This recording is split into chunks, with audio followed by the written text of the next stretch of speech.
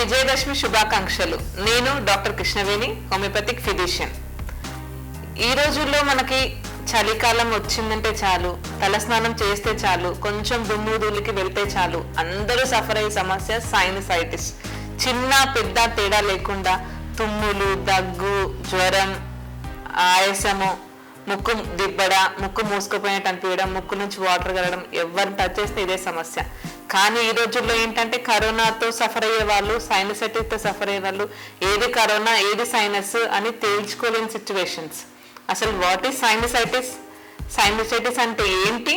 Sinusitis వల్ల వచ్చే problems ఏంటి? ఇది ఎలా వస్తుంది? ఈ రోజు మనం డిస్కస్ చేసుకుందాం. సైనసైటిస్ మనకేంటంటే నోస్కి ఇరువైపులా ముదురు భాగంలో మనకేంటంటే సైనస్ అనేటివి చిన్న చిన్న గాలితో కూడిన ఎముకలు ఉంటాయి. కానీ అందులోకి ఇన్ఫెక్షన్ చేరితే వచ్చే ప్రాబ్లమ్నే సైనసైటిస్ అంటుంటాం. అంటే సైనస్ లో ఉండే ఇన్ఫెక్షన్ ని సైనసైటిస్ అంటాం అనమాట. అసలు సైనస్ యూజెస్ ఏంటి? అసలు సైనస్ అనే ఎముకలు ఎందుకు బాడీలో ఉన్నాయని చూసుకుంటే, మనకి పుర్రె భాగం అయితే స్కాల్ప్ బోన్ ఏదైతే ఉందో పుర్రె ఎముక, దాని బరువు అనేది మన మెడపైన భారం పడకుండా, మన మెడపైన ఉండాల్సిన బరువు కంటే ఎక్కువ చేయకుండా అది అంతా మెయింటైన్ చేస్తుంటది. దాంతో పాటు ఏంటంటే దుమ్ము, ధూళి, వాతావరణ కాలుష్యం అనేది డైరెక్ట్ లంగ్స్ లోకి వెళ్లకుండా మనకి ఇదంతా క్లీన్ చేసేది అనమాట. ఇవన్నీ చేసేది సైనస్ అనమాట. ఈ సైనస్ అనేది అంటే వెయిట్ అనేది మెయింటైన్ చేస్తుంటది, వెయిట్ అనేది మన మెడ మీద పడకుండా చూస్తుంటది. దాంతో పాటు వాతావరణ కాలుష్యం, దుమ్ము, ధూళి, ఘాటు వాసనని డైరెక్ట్ లంగ్స్ లోకి వెళ్లకుండా కాపాడుతుంది అనమాట. ఇది సైనస్ పని. కాకపోతే కొన్ని రకాల ఎలర్జీస్ వల్ల, అంటే దుమ్ము, ధూళి, వాతావరణ కాలుష్యం, కొన్ని రకాల పుప్పొడి రేణువులు, ఘాటు వాసనలు, పెయింట్స్ ఇండస్ట్రీలో చేస్తారు చాలా మంది. అంటే ఎక్కువగా పెయింట్స్ చేసేవాళ్ళు, పెయింట్స్ వేసేవాళ్ళు, లేదా సిలికా ఇండస్ట్రీస్ లో అంటే ఏదైనా మట్టి దగ్గర చేసే వాళ్ళు కానివ్వండి, లేదంటే స్టోన్స్ వర్క్ చేసే వాళ్ళు కానివ్వండి, లేదు అంటే ట్రాఫిక్ కానిస్టేబుల్స్, ఎక్కువగా జర్నీ చేసేవాళ్ళు, లేదంటే ఎక్కువగా టీచర్స్ ఉంటారు, చాక్ పీస్ యూజ్ చేస్తుంటారు. అంటే ఇట్లాంటివి ఏమవుతుందంటే ఇంకోటి హౌస్ హోల్డ్స్ వర్క్స్ ఉంటాయి. అంటే మనము ఇంట్లో ఊడ్చినా, ఏదైనా క్లీన్ చేసినా, లేదంటే మనము బాసనలు తోమినా, ఇట్లాంటి వర్క్స్ వల్ల అంటే కొన్ని ఘాటు వాసనలు అనేటివి మన బాడీ మీద అంటే ఇమ్యూన్ సిస్టమ్ మీద కొన్ని రకాల హైపర్ సెన్సిటివిటీ అవుతుంది అనమాట. అంటే మన ఇమ్యూన్ సిస్టమ్ అనేది మనకు హెల్ప్ చేయాలి. కాకపోతే కొన్నిసార్లు ఇమ్యూన్ సిస్టమ్ స్ట్రాంగ్ గా అక్కడ అవ్వడం వల్ల మనకి అది hyper sensitivity of the immune system అవ్వడం వల్ల కొన్ని రకాల ఎలర్జీస్ ఫామ్ అవుతాయి అనమాట. అంటే ఈ ఎలర్జీసే కొంచెం స్ట్రాంగ్ గా అయ్యి ఇమ్యూన్ సిస్టమ్ మీద ప్రభావం చూపించడం వల్ల ఎలర్జీస్ ఫామ్ అవుతాయి అనమాట. ఈ ఎలర్జీస్ మనకి ఒక 3 టైప్స్ ఆఫ్ ఎలర్జీస్ ఉంటాయి. అంటే ఫస్ట్ ఉంది రెస్పిరేటరీ ఎలర్జీస్. అంటే మనకి ఈ సైనసైటిస్ కావచ్చు, ఈ నోస్ లో ఉండే ప్రాబ్లమ్స్ అవ్వచ్చు, ఆస్తమా అవ్వచ్చు, ఇవన్నీ ఏంటంటే రెస్పిరేటరీ ఎలర్జీస్. ఇంకోటి స్కిన్ ఎలర్జీస్ ఫామ్ అవుతాయి. చాలా మంది దద్దుర్లు కానివ్వండి, అట్టికేరియా కానివ్వండి, సోరియాసిస్ కానివ్వండి, ఎగ్జిమా కానివ్వండి, డ్రై ఎగ్జిమా కానివ్వండి, ఇవన్నీ ఏంటంటే స్కిన్ ఎలర్జీస్ అనమాట. ఇంకోటి గ్యాస్ట్రిక్ ఎలర్జీస్. చాలా మంది చెప్తుంటారు, కొంచెం నాకు ఫుడ్ చేంజ్ అయినా, కొంచెం వాటర్ చేంజ్ అయినా నాకు అస్సలు సెట్ అవ్వదు, వామిటింగ్స్ అవుతుంటాయి, మోషన్స్ అవుతుంటాయి అని చెప్తుంటారు. ఇవన్నీ గ్యాస్ట్రిక్ ఎలర్జీస్. అంటే ఏదో ఒక ఎలర్జీస్ తో ప్రాబ్లం సఫర్ అయినప్పుడు మనం దానికి తగిన ట్రీట్మెంట్ తీసుకోకపోతే అప్పుడు హోల్ బాడీ ఎలర్జీస్ టర్న్ అవుతుంది అనమాట. అప్పుడు అంటే దాన్ని హోల్ బాడీ ఎలర్జీస్ అంటాం. అంటే సైనస్ ఉన్న వాళ్ళు గ్యాస్ట్రిక్ సెట్ అవ్వచ్చు, గ్యాస్ట్రిక్ ఉన్న వాళ్ళు సైనస్కి వెళ్ళొచ్చు. అంటే బాడీ అంతా ఎలర్జిక్ ఫామ్ అవుతుంది. అంటే కాకపోతే ఏంటంటే మనకి సైనసైటిస్ అనేది చాలా మందిలో చూస్తుంటాం.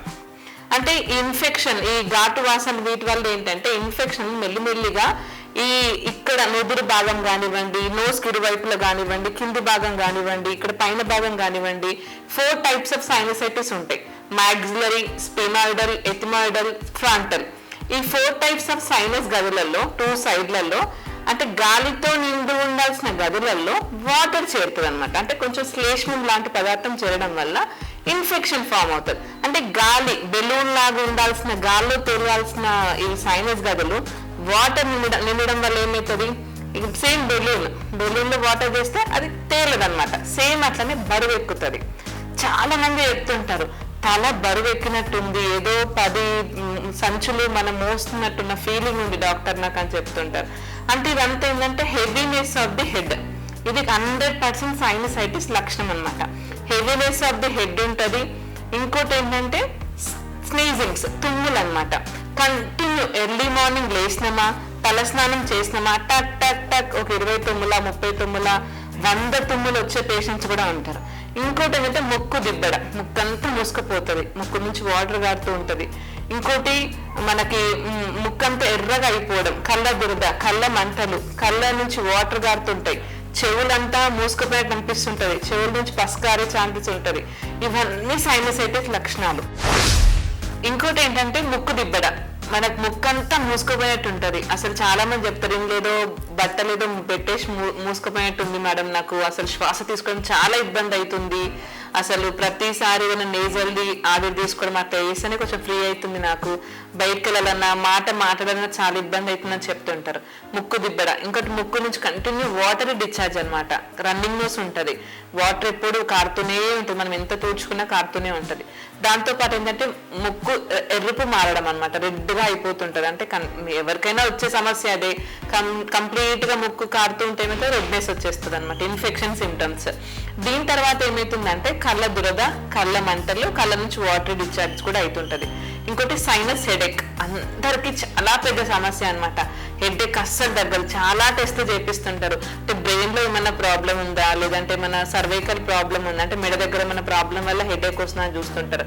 కానీ సైనసైటిస్ వల్ల ఆ దిబ్బడ, ముక్కు అది లోపల సైనస్ రీజియన్ లో ఉన్న ఇన్ఫెక్షన్ వల్ల మనకి మెయిన్ గా ఫోర్హెడ్ రీజియన్, ఈ ముదురు భాగం మొత్తం హెవీనెస్ అయిపోతుంది, దాన్నే సైనస్ హెడేక్ అంటుంటాం. దాంతో పాటు ఏంటంటే కొన్నిసార్లు ఇయర్స్ ఇన్ఫెక్షన్స్ కూడా అవుతాయి, ఎందుకంటే సైనస్ నుంచి మెల్లిగా ఇయర్ కి కూడా కనెక్షన్ ఉంటుంది కాబట్టి.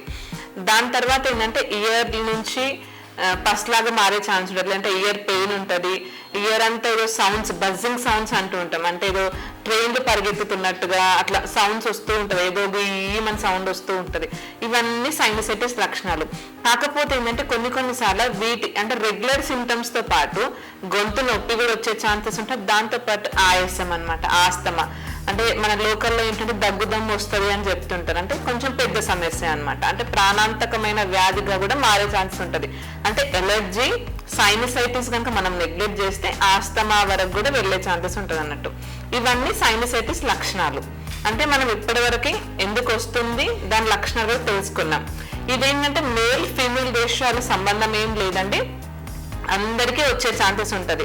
చిన్న పెద్ద తేడా కూడా ఏం లేదు. కాకపోతే చాలా మంది ఏంటంటే చిన్న ఏజ్లో సఫర్ అయ్యి ఒక టీనేజ్ వచ్చేసరికి కంట్రోల్ అయ్యే ఛాన్స్ లేదు. కానీ కొంతమందికి ఏంటంటే టీనేజ్ వచ్చినా కూడా ఇంకా ఏజ్ పెరుగుతున్నా కూడా అది ప్రొలాంగ్ అయితూనే ఉంటుంది. చాలా మంది చెప్తుంటారు, నాకు చిన్నప్పటి నుంచి ఉంది మేడం, నేను దగ్గుతూనే ఉంటా, తుమ్ముతూనే ఉంటా, ఏదో ఒక టాబ్లెట్ వేసుకుంటే తగ్గుతుంది, లేదంటే ఏదైనా రెస్ట్ తీసుకుంటే తగ్గుతుంది అని చెప్తుంటారు.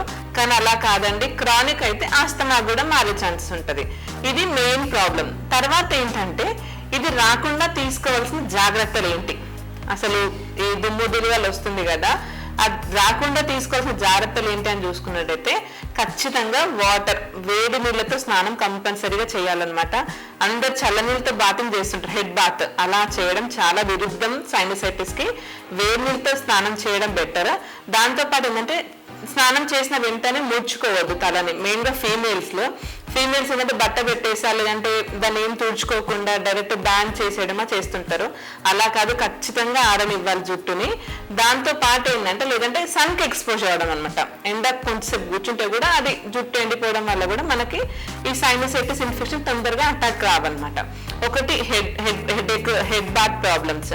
ఇంకోటి ఏంటంటే కంటిన్యూ బయటకు వెళ్ళినప్పుడు మాస్క్, ఎలాగో ఇప్పుడు కరోనా సీజన్ కదా, కరోనా సీజన్ వల్ల మనం మాస్క్ కంపల్సరీ అయింది. దాంతో పాటు కరోనా వచ్చినా రాకున్నా కూడా మనం మాస్క్ కంపల్సరీ, బయటకు వెళ్ళినప్పుడు, బయట లేదంటే ఇంట్లో ఉన్న ఏదైనా క్లీన్ చేసేటప్పుడు మాస్క్ కంపల్సరీ.